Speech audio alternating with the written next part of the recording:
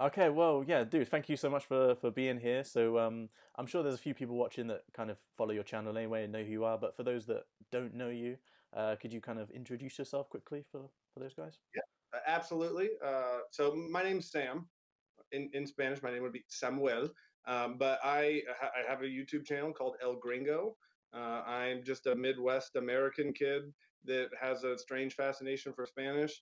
And over the past few years, using non-traditional methods, being online resources, almost all of them free and easily accessible, to improve my Spanish to a conversational level. And I just enjoy going out into public and messing around on the internet and sharing that experience and learning about other cultures and life in Spanish speaking countries. Yeah, man, yeah. So, yeah, that's kind of one of the main reasons I wanted to speak to you today, because I've seen a lot of those videos of you kind of getting out into the public and online and speaking to native speakers and stuff like that and stuff. So, yeah, we're going to get into that in a minute, but because I've seen a few videos of you talking about kind of resources and methods, stuff like that, but I don't really know, I guess, kind of about your story, kind of how and why you got started. So it'd be cool just to get a bit of a quick kind of background, I suppose, on yeah why you actually started and how you started with Spanish. Yeah, so I guess I don't know. I've always kind of had like a fascination in language in general. Anytime I remember being real young and overhearing people speaking in whatever language it was, and I don't know. I just thought that was cool, and it's weird to me that some people don't think that's cool, but I thought it was cool. And I live in Kansas in the United States, and in my city specifically, we just have a large Hispanic population, primarily Mexican, but there are Puerto Ricans, there are people from Honduras or El Salvador, but we have like a whole neighborhood of Spanish speaking, like billboards will be in Spanish, restaurant menus will be in Spanish, and that was just the clear choice. It's just kind of been around me. It really started though when I was 16. I was working at McDonald's part time while in high school, and everybody in the kitchen like didn't nobody spoke English. It was just Spanish, and so when I was training back there, they just kind of did it in Spanish, I guess. And I just learned like foods like tomate, lechuga. But I didn't want to stop there, and so I ended up taking Spanish one in school that year. And yeah, I don't give it enough credit because I always tell people like, oh, I didn't learn anything. I'm sure I picked up some foundational stuff, but I knew that the classroom setting didn't really work for me for the best way that I learned. So it just started, one word at a time in McDonald's, and then I would dabble a little bit here and there. But I didn't really decide to get started until I was like 21 years old. And that's when I dove into a bunch of online resources. But yeah, 5 years before that, I've always had exposure to Spanish. I've always had an interest in language in general. So speaking Spanish was, learning to speak Spanish was just a clear choice for me. Yeah, man, that makes sense. Okay, so how long would you say you've kind of been learning Spanish properly now? Um, See, that's a difficult question to answer. Well, so I would say for about 3 years, Okay. I had a ritual. I had a daily routine that I would do. I had some sort of structure that I would hold myself to. And then over the last 2 years or so, I don't really use any sort of like learn Spanish software anymore. I'm at a conversational point where it makes more sense for me to just go speak Spanish to learn more. And obviously, like I still make plenty of mistakes, but I'm always understood. So just really honing in and improving, kind of fine tuning the language just comes from me naturally speaking to people, and less time buried in a book. Yeah, no, it totally makes sense. Yeah, I understand that. So yeah, like I said, because I've seen kind of you've put videos of kind of some of the resources you like the most and your methodology and stuff. Yeah, I wanted to kind of talk to you a little bit more about kind of yeah your experiences talking with people and that phase of getting out there and all those kind of things. So how long do you think you had been learning before you started like trying to speak? Like, did you start speaking to people like straight away because of those experiences with McDonald's and things like that? Or, was did you spend a bit of time kind of building up to that? Like, how did that Oh, process look for you? yeah, no, there was definitely that, like, even 2 years into learning Spanish where I feel like I know way too much. Like I'd be in a restaurant, and if I heard people speaking Spanish, I just like would freeze. I would not speak at all. It's like, no, I'm not ready for this. But it was around that 2 year mark, probably, of learning Spanish daily that I started to gain a little bit of confidence. But I don't know. The confidence comes in spikes because you feel really motivated.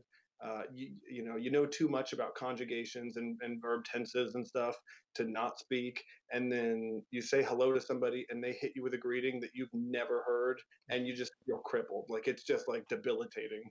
But I don't know. Every experience that I had early on saying something, just an offhand comment in Spanish to somebody at the checkout counter, or the waiter or waitress, the bartender, whoever it was overwhelmingly positive. So even though it was kind of a hit to my confidence early on trying to speak to people, I knew that like I wasn't offending people, and that was a big step because I know a lot of learners, they don't want to embarrass the language. They don't want to offend somebody or assume, hey, I'm going to speak Spanish to you. They think that they don't want to be misconstrued, that the person will be offended and like, oh, I speak English. It's like you make it clear that you're learning Spanish and you're interested in Spanish, and some of that comes with your posture and of course what you say. But that kind of motivated me to keep going until I got to the point where it turned into a challenge. And I gave my buddy a camera and I said, "Hey, follow me. We're going to go in here, and I'm just going to speak Spanish today." And yeah, overall, it's been a rewarding experience. But there at the beginning, it is just scary, and it shouldn't be, but it is. It definitely is, yeah.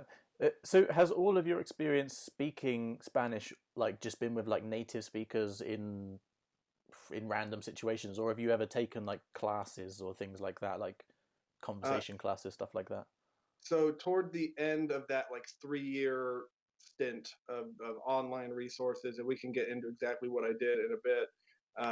But I after speaking with natives somewhat frequently at this point. This is way before I ever turned the camera on. But I could just feel that there were like holes that needed to be filled. There were gaps that I couldn't pick up. There's plenty of aha moments in language learning. There's like, where you don't wake up one day and oh my gosh, I'm fluent. I did it. Last night I wasn't fluent. Today I'm fluent. But there are these aha moments where you recognize a pattern, and it just like punches you in the face, and it's like, I know that now. That's why I always hear it like this instead of like that. But I Mm. could just feel there were a lot of gaps, and I knew that it's really hard to ask a native learner who's never learned a native speaker who's never learned another language about their language. There's subtle nuances that you can't really explain about your own language. So I knew I needed a professional. So for about a year, I did have a meeting once a week with a Spanish teacher from El Salvador, and most of that I showed up with a notebook and a pen, but we didn't really have any prompts or anything. We would just speak, and she was very good about kind of like subtly interrupting me to let me know, hey, if you're talking about the past in that way, you have to say it like this, or okay, Sam, I understood you, but to be more understood, we actually kind of say it like that. Mm. Or oh, I can tell you learned this on Duolingo. We don't really say it more natively would be said like this. So I did have about a year of like professional lessons Mm. once a week that were an hour long. We'd meet up, and that really, I mean, after I came out of that, that's when I really felt like I'm bulletproof. And there were still plenty of times that I got knocked down after that, and I still made tons of mistakes. But that was a good, I don't know, I built kind of a foundation, and yeah, we filled in some gaps for sure. Yeah, no, that makes sense. Yeah, I think it's really key to be able to find someone that can strike that balance with you, like you say, to be able to correct you, but in a way that, well, first of all, it's not going to kind of like hurt your feelings, but also it's not like counterproductive, right? It's not like so much that you just doubt everything that you say and things like that. And it's hard because, like, I've made a video talking about kind of my experience with classes and stuff like that, and people ask me about finding a tutor, but there's just a natural element of trial and error, I think, to finding the right style and the right kind of teacher. But that environment, I think, is yeah, it's really useful because, like you say, you can just say whatever you need to say and know that it's going to be corrected, but it doesn't matter if you get it wrong and you're not wasting people's time, or you don't feel like you're wasting people's time and all Right. that kind of stuff. Yeah. Absolutely. Yeah. So it's interesting you mentioned that kind of that feeling that you had initially when you tried to talk Spanish, or you thought about trying to talk Spanish, and that kind of fear and that nervousness. How do you think you kind of overcame that, or what changed that removed that? Like, yeah, how did that happen? How did you go from too shy to even dare say a word in Spanish to, all the way now making videos and in public and all this kind of stuff? It's kind of like I'm gonna hit you with a strange analogy. I think Okay. kind of how I see it. It's like, so learning a language is kind of like putting a puzzle together when you don't know what picture the puzzle makes yet. You can find a Hmm. couple pieces, a couple edge pieces, and those fit together well. But whatever the colors are, it's so inflated. You still don't know what you're making. So there's a couple factors that go into building the confidence to go out and speak with native speakers.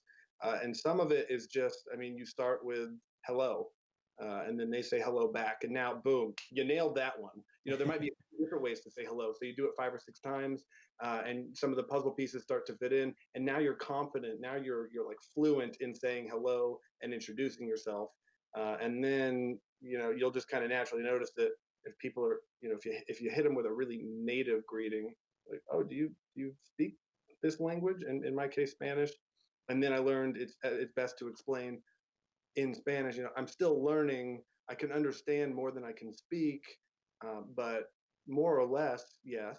And then you say that 6, 7, 8, 9, 10 times, and then more of the puzzle is there, if that makes sense. And it's like, Mm. now this isn't uncharted territory anymore up to this point in the conversation, and then it just kind of branches out. Oh, how did you learn? How long you've been learning? Where are you from? Why are you learning? How old are you? And you start to kind of put the puzzle together one piece at a time, and then when you step back from it a little bit, you can see a year later of doing this that, like, now I'm super confident introducing myself, explaining where I'm from, why I'm learning Spanish, what I did to learn Spanish, and all that. But then the other part of it just comes from learning more and more and more. Because when you get to a point, like if there's somebody that's been in my city from Mexico for 6 months and they haven't really been immersed in English, I'm pretty confident that I know more Spanish than they do English, and that makes it a lot easier as well. Hmm. Uh, it's only nerve wracking when the person you're speaking to knows your native language better than you know their native language, because you don't want to offend anybody. But the big one, yeah, is that kind of obscure puzzle metaphor where you just kind of, you piece by piece, you put it together, and then next time you cross that bridge, you kind of have an idea of what to expect. Even if it's a phrase you haven't heard before, you were kind of expecting them to ask, you know why do you speak Spanish, or why are you learning Spanish, or where did you learn Spanish? And so even though it might not be the question you were used to hearing, you kind of have an idea of where the conversation is going, and it's a little bit easier to anticipate. Yeah, yeah, absolutely. I mean, like you say, there's a trend of questions or responses that you're going to get in those kind of situations. You can start to anticipate certain things, and um, I suppose it's almost like you can kind of develop a sort of script to say it that kind of say it Yeah, I like mean, that, or that line that I would tell people all the time, that, oh, I'm still learning. I can understand more than I can speak, but more or less, yes. Like, that was like, I mean, that 100% scripted. I like, right. yeah, I went online to make sure that I was even saying that sentence right, and then that levels the playing field right up front, where now they know that, okay, I might be misunderstood here. Like, okay, this guy, this little Gringo kid might not understand what I'm saying. I'll slow it down a little bit. I might not use like hardcore slang. I might use proper neutral Spanish here. And but yeah, scripted totally. I mean, call it cheating, but it sure helps a lot to get over that hump. Yeah, I mean, I personally wouldn't call it cheating. I definitely think it makes a lot of sense. And it's something I did actually when I did a little bit of dabbling with Portuguese. I think that helped a lot as well. But yeah, it's interesting because for me personally, my experience so far of learning Spanish has been almost entirely on my sofa. I've spoken to people in italki classes and a few people online, but I haven't had any chance really to speak to anyone well, I haven't had any chance to speak to anyone in person, because by the time I had any kind of reasonable level, everything else was happening. Um, but yeah, it seems like most people, when you say something like that, I'm learning, I'm just starting out, they're kind of like you say, they're understanding, and maybe they want to like help you out a little bit, or at least like you say, adapt their speech so that you can understand. But I feel like there is another version of that story that has a different ending, so to speak, where people don't necessarily want to engage with you either on the basis of you being a learner, or I don't know, maybe there's a load of other reasons. I know we sort of mentioned this before we started recording, that Mike made a video about his experiences of kind of trying to speak to people in Spanish in America, and saying that basically he found it quite tough, and sometimes people just don't really want to engage. Well, first of all, have you had like situations like that? Did you encounter situations where you spoke to people and you knew that they could understand you, but they just didn't want to engage with you? I have definitely. Most of the time that that's happened, if I come up, and my hack is I'll try to say something really native. There's a whole list of really like Mexican specific greetings, that I'll start with, and that will kind of break down the wall a little bit, because if you say it with you know I mean, if you try to emulate the accent, I can't promise that I sound native on the phone if you weren't, looking at me. But you can kind of break down the wall. They kind of look at you like, that was pretty good. Um, but how do I the most frequent issue that I have when I'm trying to engage with somebody in Spanish, if they are American born and that they speak English as a native language as well as Spanish, they typically there's a bit of resistance. And even if I start out in Spanish and I can still hit them with the script, like, oh, I'm still learning, but I understand more than I can speak. Um, I'm just trying to practice. They're a little bit more hesitant. I do have more trouble with people who grew up in the United States, grew up speaking English in school, and out with friends. They might still speak Spanish at home, but for whatever reason, that has been an issue.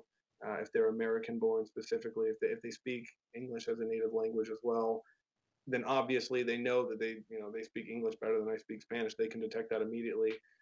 But most of the time, with people from a Spanish speaking country that have immigrated to the U.S., or they're here working or here visiting, or whatever brought them here.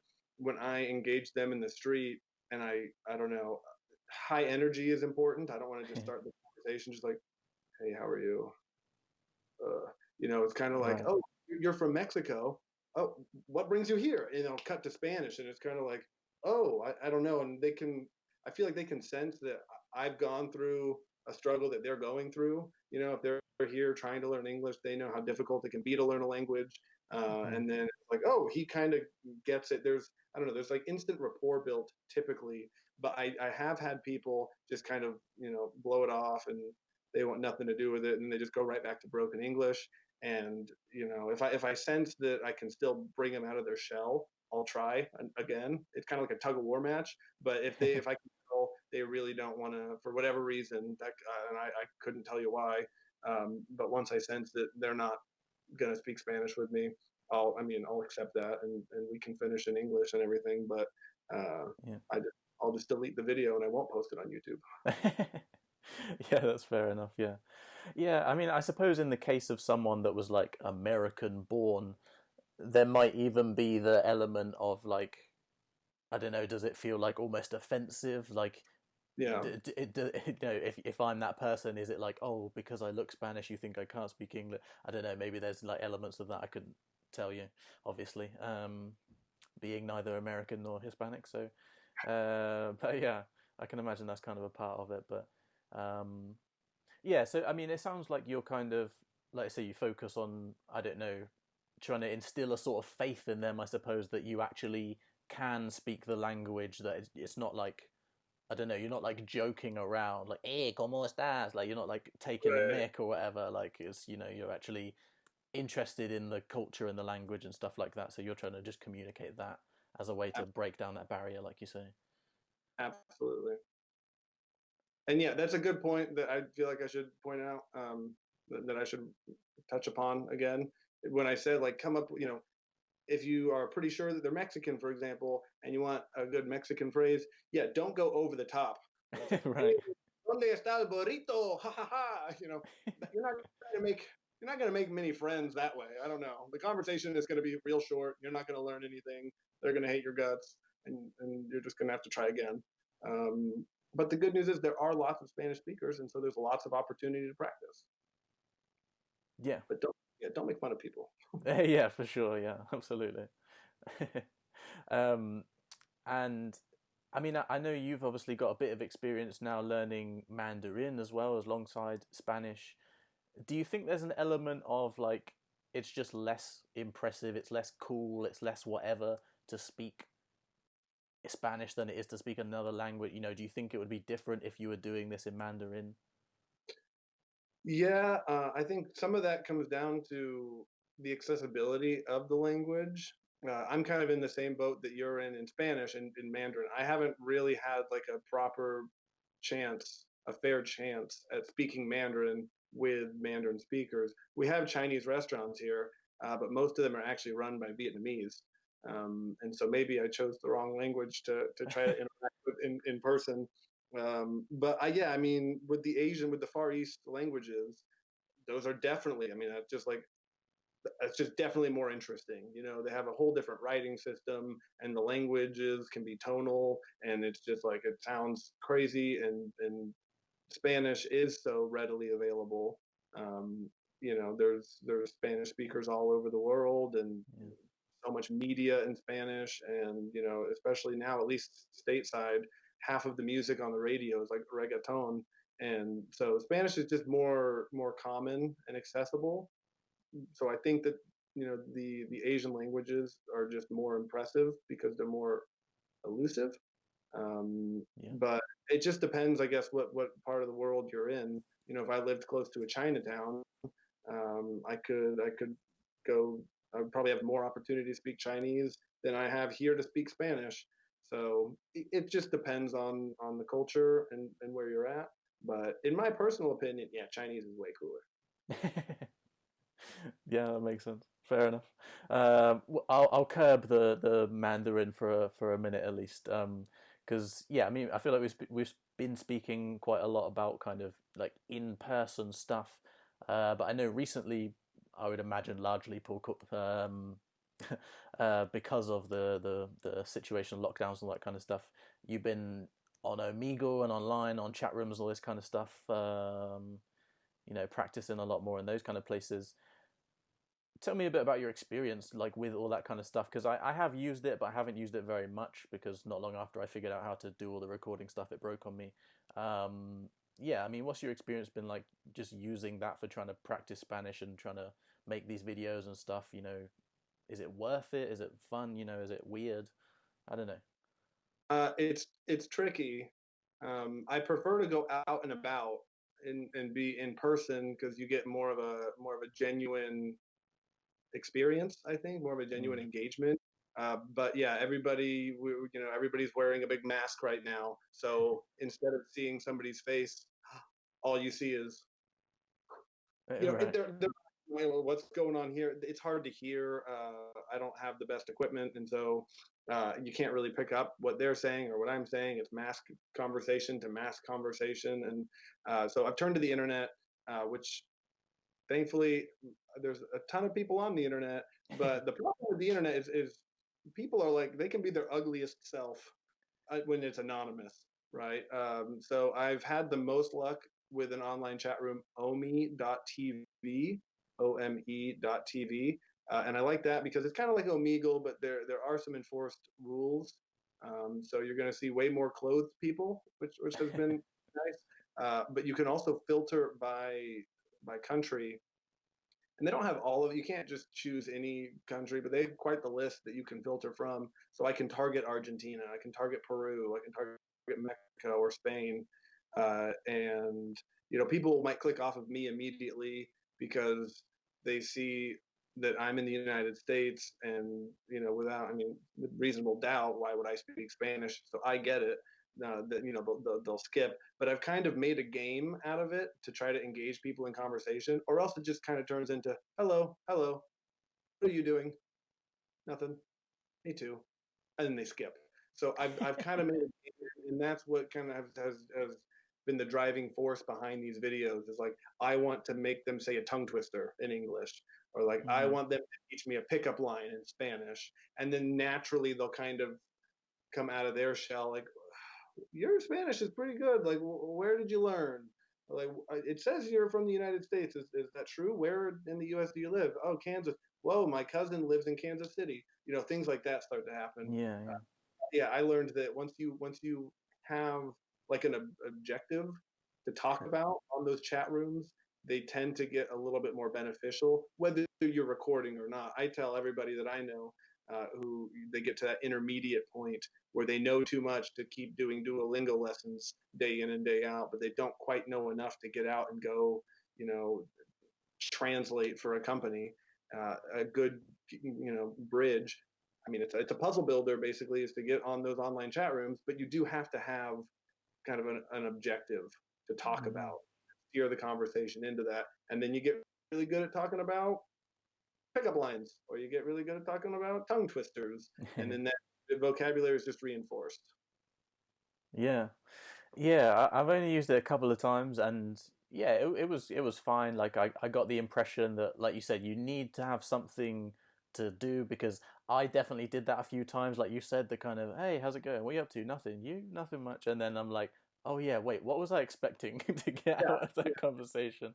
So yeah, but and I guess potentially a little bit of time because yeah, like you say, people see the flag probably or whatever, and well, I mean, for me at least, I got skipped a decent amount for what I imagine would just be not being in a Spanish country. right. So, but yeah, it's an interesting place, and I wanna explore it more. But yeah, I like that.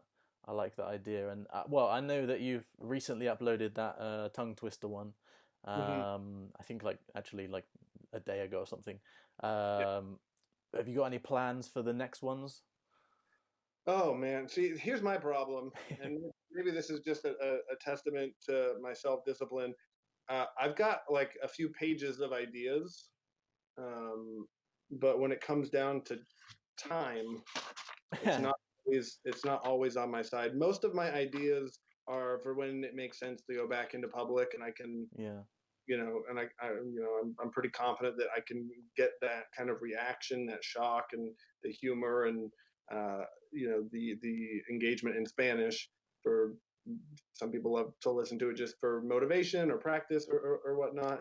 But yeah, I've got a list of ideas. I might not divulge all of them, oh um, for sure, yeah, yeah, yeah. just for a little bit of fun. But something that I want to do is learn more about different holidays in different Spanish speaking countries. Okay. So, and I can use omi.tv for now to bridge that gap. And that would be, finding a Peruvian holiday that's like maybe it's Peruvian Independence Day. And around that time of the year, get on, target some Peruvians. And like, I personally, I don't know anything about, I don't even know what, I'm sure there is one, but like when it is or what they do, what a traditional festivity or if they drink something in particular, or they make a certain Right. dish.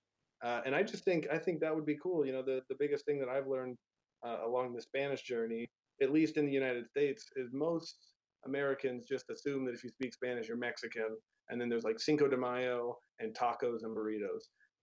But there's so much more, and there's so many other cultures and cuisines and music genres and senses of humor, and so I don't know. It's just interesting for me to learn about. So I like to talk to Chileans about like, hey, what are you guys doing for Christmas? Like, oh, oh, you open presents at Christmas Eve. We don't do that. That's kind of interesting. Or Yeah. like, oh, you guys just get drunk as a family. That's pretty standard. Okay, that's international. Yeah, I do have some plans coming up as these holidays come through to target specific countries, and learn more about it, and then kind of share the holiday and the tradition with those whoever want to watch. Yeah.